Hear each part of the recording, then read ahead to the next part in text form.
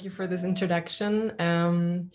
What I'm presenting today is actually a part of my master thesis. So it is not the full spectrum, but a part of the paper that I wrote.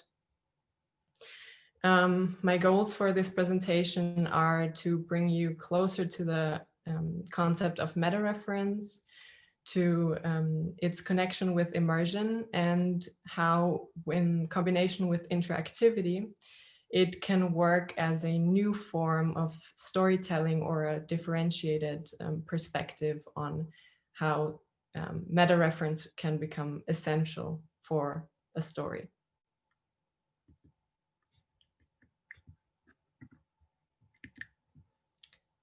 So right now I am addressing all of you directly. I'm speaking through a screen appearing on screens probably all over the world.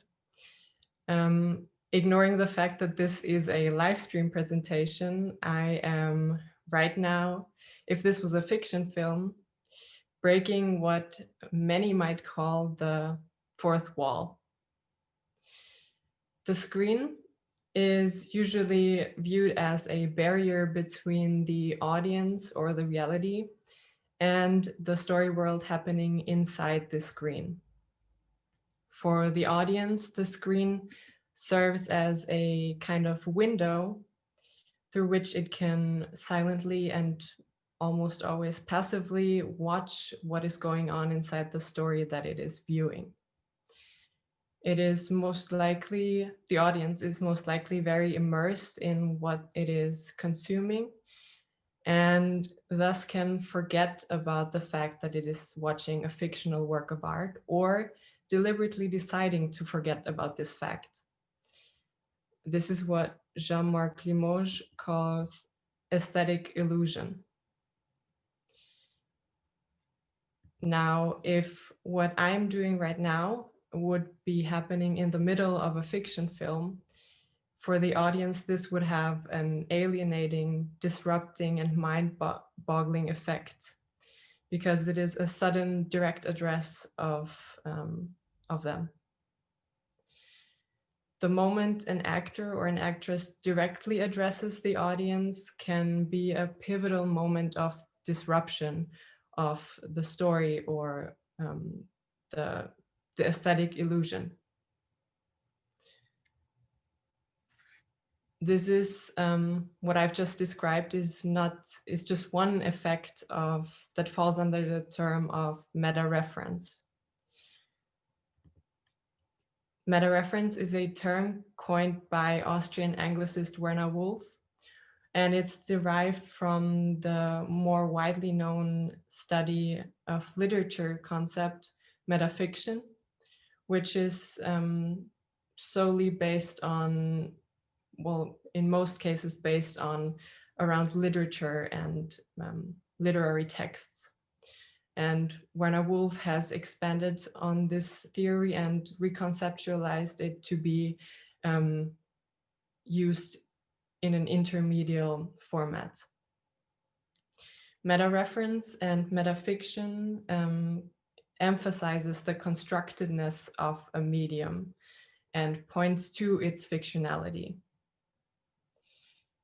Another less direct example of meta-reference than directly addressing the camera or the audience would be if on the first page of a book, there would be a sentence saying, the first page of a book is always the hardest to write.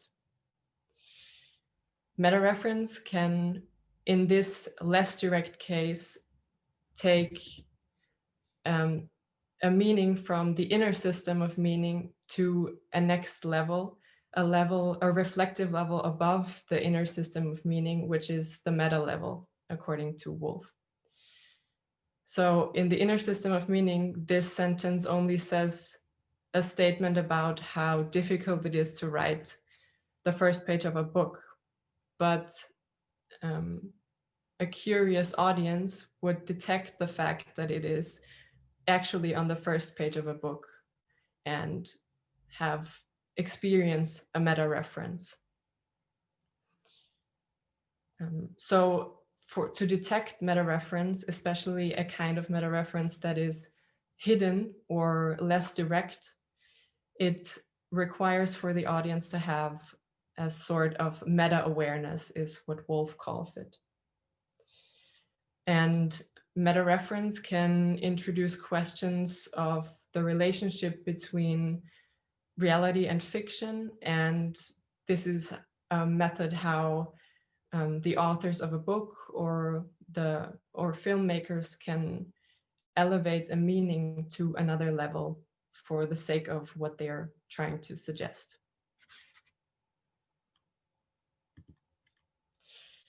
Meta-reference can come in many forms and many practices and different media and have different effects. So it is a phenomenon that is often in academics been very much talked about and has been difficult to describe. There have been many terms around the phenomenon that are very similar to each other, but focus on different perspectives on the topic. So what I would say is that meta-reference can be has to be talked about individually in the individual cases that it appears in a medium. But another thing that I've detected during my research is that there is this implicit consensus about the phenomenon in the field of academics that I've searched in, which is very well summarized by a quote of Patricia Waugh, which is that, in other words, the lowest common denominator of metafiction is simultaneously to create a fiction and to make a statement about the creation of that fiction.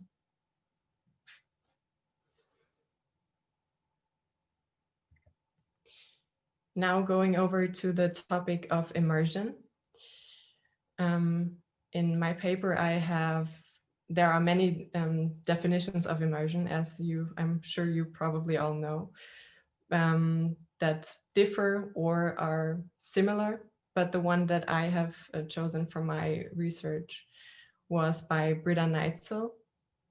She defines immersion as a deep involvement into a medium, a deep dive into media content, and forgetting everything around you if you are in consumption of it. So going off of this definition of immersion and putting it next to the definition of meta-reference that I have just explained, immersion makes an audience forget about their consumption of a fictional work or have them make a deep dive into media content. And meta-reference, on the other hand, points to fictionality and to the constructedness of the work that the audience is consuming. So at first glance, this seems like immersion and meta-reference are opposites.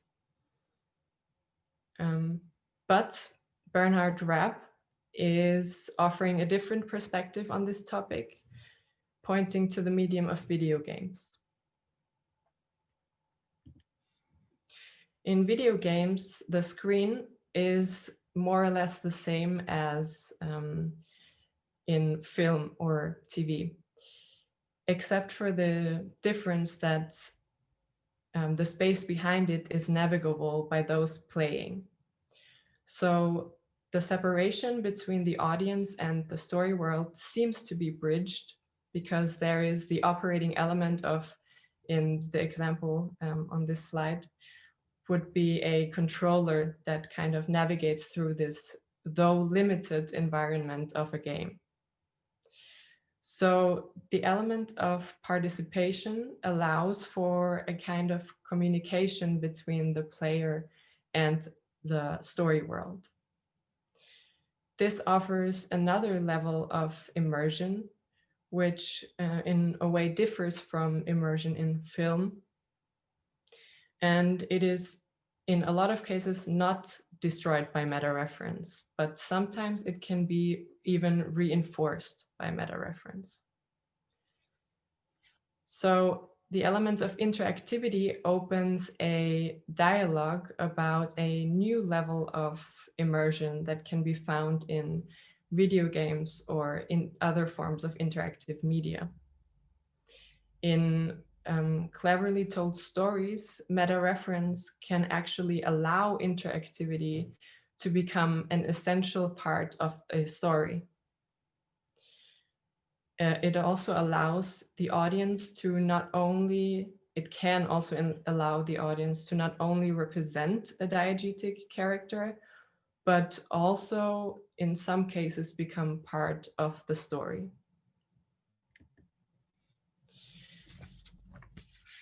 The interactive movie Black Mirror Bandersnatch was not only the inspiration for my paper, but also is the example for how this works. It is an interactive movie that was released in 2018 on the streaming platform Netflix. Though it is not a novelty to include interactive features in a fiction film, it is one of the first to be brought onto a popular mainstream media streaming platform in the 21st century. The movie circles around the protagonist, Stefan Butler, who is a technophilic British boy who is on a mission to program a video game that is called Bandersnatch. This video game he bases on a choose your own adventure book, which is the one pictured right here on the slide. A choose your own adventure book works in a way that the reader can choose what pages the person wants to continue reading on, and thus influences the progression of the story and also the end of the story, possibly. It depends on the way the book is written. This alone is the first indicator of meta-reference in Black Mirror Bandersnatch. That is because in the inner system of meaning, the choose your own adventure book is what Stefan bases his book on. But on the meta level, the film functions in the exact same way that a choose your own adventure book functions. So on different points in the movie, the audience can choose between two options, most of the time two options, that range from kind of minuscule, seemingly minuscule moments, like choosing what kind of breakfast cereal the protagonist is going to eat, or at other stages of the movie, more difficult moral decisions that they have to take for the protagonist. So if the audience has a meta-awareness, they can detect that there is a possibility for references that the movie will make to the outside world.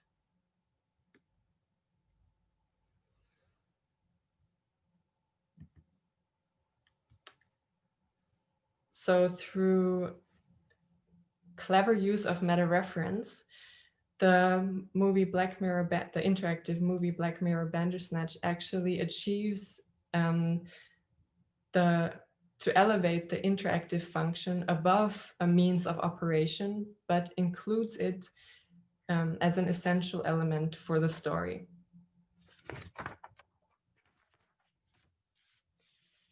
Now I want to share with you my findings about a climactic scene in the movie and talk about how meta-reference works in connection with interactivity. So the process of making this video game is a very straining process because it is very complex for Stefan.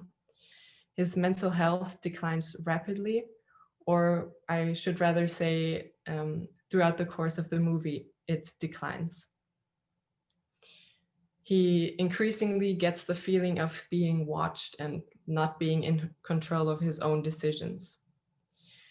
This realization happens slowly until there is a climax in the story. This is a scene where he tells his therapist about the fact that he feels like he's not making his own decisions. He tells her that it's anything, little things, tiny decisions. He feels like he's not guiding them like somebody else is. So this is a clearly meta-referential statement from the protagonist that has, for the audience, a fascinating effect, which is that the audience at first is silently deciding upon the fate of the protagonist and is sort of on a backseat watching the story progress along the decisions they make for him. But over the course of time, the audience realizes that somehow Stefan is onto them. They realize that there might be the possibility that he can